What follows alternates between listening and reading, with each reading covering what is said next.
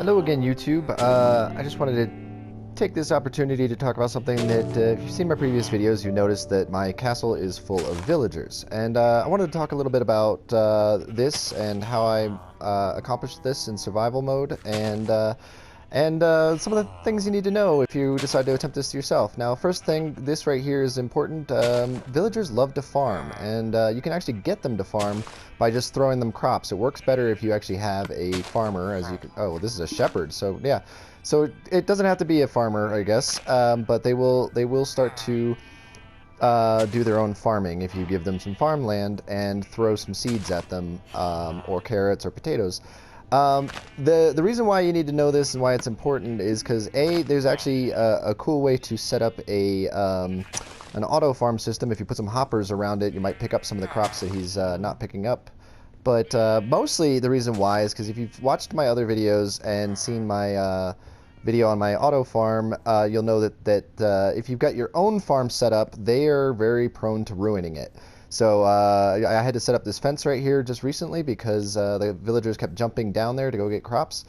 And that was a bit frustrating because when they jump down, they break the soil and ruin it, and you have to go and re-till it and everything. But that's one thing to know. Yeah, you just grab some crops and throw them at them. I wish I had some in my inventory. I'd show you. And he'll pick them up and start planting them. And they supposedly will even trade with each other if their inventory starts to get full. Hence why you see in villages, you'll see like carrots just floating around or bread just floating around. This means their inventory got full. Anyways, this leads into a perfect other thing. Villagers like to get into everything. If you give them this space, they will go and find it and go wander down into it. And this is really frustrating sometimes when you're working on stuff because they will find their ways into little holes that you've temporarily dug. You know, if you're just trying to like fill something in, they'll jump down in it. Villagers are really frustrating about that. They will constantly get in your way. And when they get in your way, I talked about this in another video, but in case you didn't watch it, if you get enough villagers in your house, they will spawn a golem. So this is not my golem. They actually spawned this. I think it's there's like, you have to have like 10 villagers, and like there's so many doors you have to have around the villagers, and a golem will spawn. I say it's like 1 in every 6 minutes is a chance for a golem to spawn. Now you might say, well, that's good, a free golem. Yeah, except for that this golem is not on your side. If you make your own golem, he will not attack you if you hurt him, and most of all, he will not attack you if you hurt a villager. But this one, being spawned by the villagers, is kind of not friendly. I mean, he's friendly to me now because I'm not doing anything wrong, but if I was to hit this villager, and I'm not going to do it because it'll mess up the video, he will come after me. So that's a bit of a frustration, especially when the villagers are constantly getting in your way and you're trying to like move them, or you're mining or knocking out this block here and a guy walks in front of you and you hit him. Well, the golem is going to come and wreck your ass. So yeah, like that's an interesting little factor to note when trying to breed villagers in your house. Now I've talked about some of the complaints about having villagers in your house. The other complaint... Oh, by the way, to avoid villagers getting into spots you don't want, iron doors is the best way. This guy got trapped in here. So if I open it, I would hope he would try to run out. But since he's against the wall, I can't really push him. So that's a frustration. And now I can't even access my button. Thank you. But there's my farmer, by the way.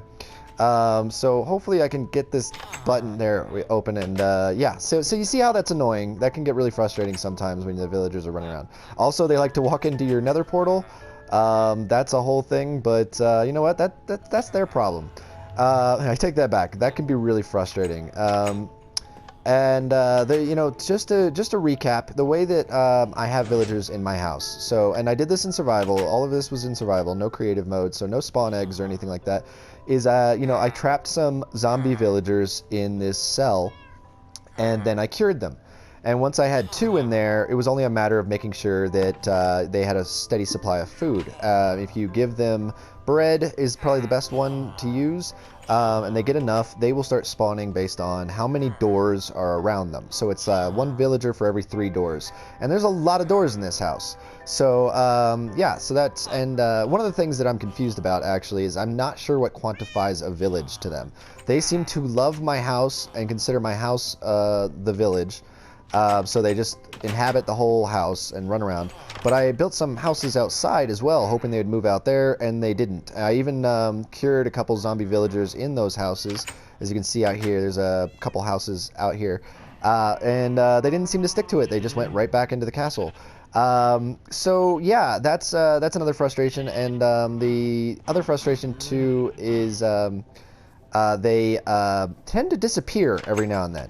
Every now and then you'll come in and all your villagers are gone and you have no idea what happened. There didn't seem to be any kind of attack. You weren't gone that long, but all your villagers are now missing. So not sure what happens there. But if you keep 2 in the cell down here where it's nice and safe, they won't despawn, and they'll just keep breeding and replacing the ones that disappear. Sometimes it takes a little time. Sometimes it's a while before they replenish the stock, but they will keep the system going. You'll see the little hearts coming up sometimes. There's no food in this right now, and I think we're maxed out on villagers, so they're not going to do it for us to see. And unfortunately, I don't have any baby villagers running around.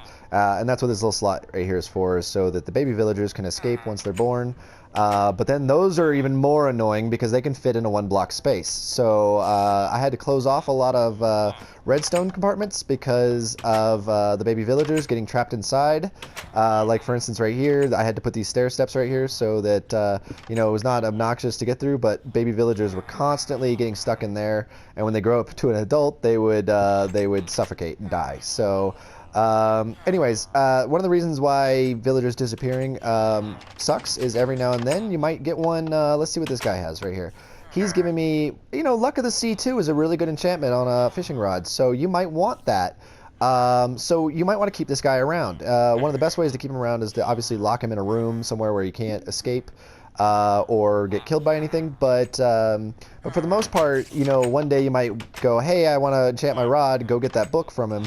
And then he's gone, and that's frustrating.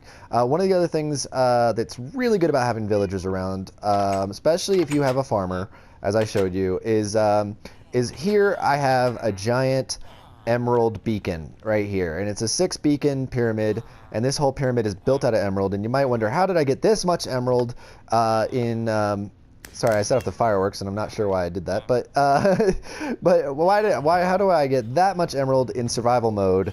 Must have taken a long time. Yeah, it took a long time, but not as long as normal. And the way that you do that is you set yourself up with something like this, with a semi-auto farm or an auto farm like I've got here, where you get lots of crops in a really quick fashion. And we're going to use some carrots here for this example, but just imagine I took this whole batch or filled this chest up, and I've got a lot of well, I don't have a lot of potatoes because they're all growing right now, but you know, and I have a good portion of wheat, and I have a good portion of not sugarcane, pumpkins and watermelon. So once I've gotten a lot of that from my auto farm system, you know, it's a matter of just finding the farmer. And that leads me to my next point that I want to make. I'm going to go down to my farmer that's trapped rather than the one that's wandering around, because the one that's wandering around will sometimes run away. But we're just going to slip in here and go visit, I think, nope, that's a fisherman. So that means you're the farmer. All right, so I've got this guy saved away. And as you can see, he's now offering me emeralds for carrots, and it's only 15 carrots an emerald. And I've got a lot of carrots, and I can make a lot more carrots. So I'll just go ahead and take those from him. And, you know, it's going to fill up really fast. Now, one of the things, too, is you'll notice I leveled up. This is something interesting. I'm not sure what's going on here, but when I had the villagers in, as long as I have the villagers in my castle, I get experience for selling stuff to them, or making trades with them. I'm not sure why, because if I go to any of the villages, I don't get experience for selling stuff. But here, these villagers in my house, perhaps it's because they spawned from a zombie villager, but I'm not sure what quantifies this system, but he is giving me experience. And you can see after a while he stops offering that, but the trick is to just back out and let him level up, which he's not going to do. So sometimes, oh, that's not, so yeah, he leveled up, which means he'll start buying them again. Sometimes it's a little tricky to get them. Sometimes they won't level up. He might not do it here. Yeah, see, he didn't level up there, so you know, he's still not accepting carrots. But if I go ahead and buy some bread from him, which is just 1 emerald, sometimes that'll trigger him. Oh, you're being difficult. Okay, so let's buy a cake from him then. That should trigger him to level up again. You are really being difficult, whichever one you are. Let's try it one more time. You just got to keep trying until he levels up again. And yeah, he's just being a pain in the butt today. Let's buy some apples, something different. There he goes, and he'll start buying them again. Now, if you're selling all the stuff at once, wheat, potatoes, and carrots, he usually levels up every time. So it's usually not that difficult. But you can see right there, minus the ones we bought. So we got 2, 3, 4. So 4 plus 7. We got a good helping of emeralds out of that. We would have gotten 11 if I didn't have to buy that stuff from him. Yeah, the emeralds pile up quickly when it comes to a farmer.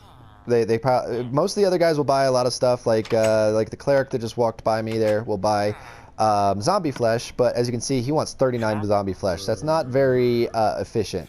Or 8 gold. Yeah, I'm definitely not giving him 8 gold. But but 40 zombie flesh is a bit much, and it's hard to pile that much up. But yeah, the nice thing about the farmer, especially if you can and when they breed, they'll just breed a random villager. But the nice thing about the farmer is he will buy stuff at a low price, and it's stuff that you can get at a really fast pace. Crops are easy to pile up. So usually when I go and sell him a full batch, when I feel like I'm ready, I'll get about 2 stacks from him of emeralds. Like that's 64 times 2. And as you can see here in my little emerald chest, I've already got quite a few here in the item sorter. So it piles up really quick. It still takes a while, a couple weeks or so of working at it. But you can really get a lot from a farmer really fast. And while you're at it, just sell some zombie flesh, sell some paper to a librarian, other things to let it pile up. And then if you got an item sorter like I do, just throw them in there. We'll go ahead and throw these carrots in there as well because they'll go back into the sorter. And then we'll just go put away our cake that we had to buy. And I'm actually should have put the bread in the villager farm. So just to show that off. But yeah, so that's some interesting factors about curing a zombie villager in your house. The villagers will take over your house. They will be frustrating, but they come with a lot of benefits. Like for instance, this guy right here sells a book of Respiration 3. If you haven't, see, he just threw some threw some carrots because he has some carrots. So that they might start breeding at that point. There's some of the experience I didn't pick up from when I sold the stuff to the guy. So yeah, it's kind of funny that, and I'll level up really quick when I'm selling to a farmer. I'll usually go from 0 to 30 in one batch, so I can just start leveling up, chanting weapons and stuff like that. Let's put the workbench away just because that's always fun to see. But yeah, it's just a fascinating thing to work with. And those are some of the funny frustrations I've had to deal with them. If anybody can explain to me why they're giving me experience here but not in the at the actual villages, I'd appreciate it. Just leave it in the comments. It's just an interesting thing to happen. So yeah, if you go ahead and give that a try. Let me know your experiences and stuff and see what happens. If you have any questions, leave them in the comments. And thank you for watching.